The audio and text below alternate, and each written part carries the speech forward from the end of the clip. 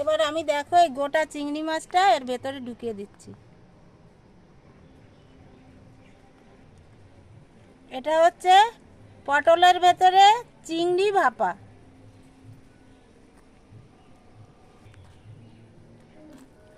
সাধারণত আমরা তো পটলের দোলমা খেয়েই থাকি, এটা পটলের দোলমা না, এটা হচ্ছে চিংড়ি মাছ দিয়ে পটলের ভেতরে চিংড়ি মাছ ভাপা।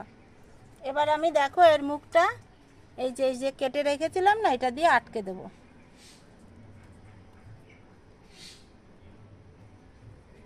এই যে সুন্দর করে আটকে দিলাম। এইভাবে সব পটলগুলো রেডি করি, তারপরে তোমাদের দেখাচ্ছি।